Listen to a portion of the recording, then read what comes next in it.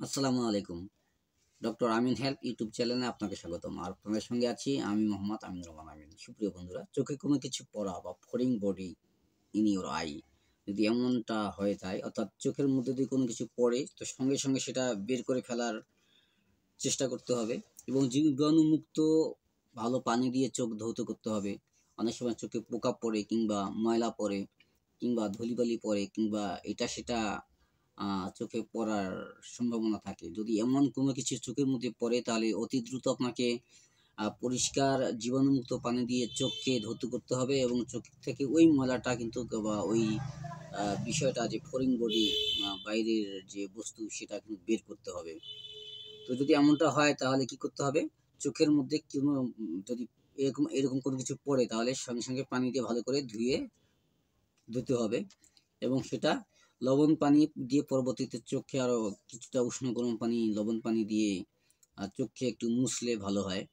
এতে যদি চোখের ভালো না হয় তাহলে চোখের পাতা উল্টিয়ে কাপড়ের টুকরা ভিজে তা দ্বারা সেটা অর্থাৎ ওই ময়লাটা বের করার চেষ্টা করতে হবে। মোট কথা হচ্ছে যে কোনো উপায়ই হোক না কেন ওই যে ফরেন বডিটা আছে চোখের মধ্যে যেটা পড়েছে বাইরের বস্তুটা বা জিনিসটা সেটা চোখে পানি দিয়ে ধৌত করেই হোক কিংবা চোখের পাতা উল্টিয়ে আহ, নরম কাগজ অথবা টিস্যু দিয়ে জীবাণুমুক্ত টিস্যু দিয়ে এটা তুলতে হবে বা ময়লাটাকে উঠাতে হবে, নাহলে চোখে খসখস করবে, জ্বালা যন্ত্রণা হবে, ব্যথা হবে, চোখে রক্ত জমাট বাঁধতে পারে, চোখ চুলকাবে, নানা ধরনের প্রবলেম সৃষ্টি হবে।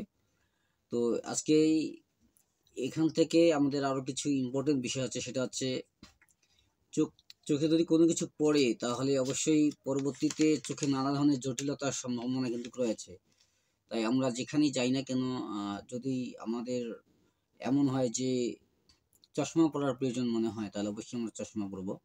আর এই জন্য আসলে মেডিসিন হিসেবে একজন চক্ষু রোগ বিশেষজ্ঞ নিকট আপনারা যাবেন এবং তিনি আপনাকে প্রেসক্রাইব করবেন অ্যান্টিহিস্টামিন, অ্যান্টিবায়োটিক কিংবা স্টেরয়েড ড্রপ অথবা এরকম কিছু কিছু তার দেওয়া পরামর্শ। সেই সঙ্গে তিনি ব্যথানাশকের জন্য অ্যান্টিবায়োটিক মেডিসিনও দিতে পারেন।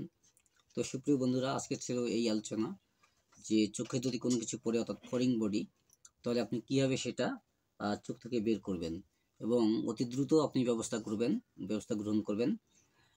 তাকে চক্ষু হাসপাতালে রেফার করবেন অথবা চক্ষু রোগ বিশেষজ্ঞের নিকট রেফার করবেন। তো আজকে এই আলোচনাই আমাদের ছিল। তো যারা আমার চ্যানেলে নতুন আসছেন তারা অবশ্যই চ্যানেলটিকে সাবস্ক্রাইব করে দেবেন এবং পাশে থাকা বেল আইকনটি বাজিয়ে দেবেন এবং পরবর্তী ভিডিও দেখার আমন্ত্রণ জানিয়ে বিদায় নিচ্ছি। আল্লাহ হাফেজ।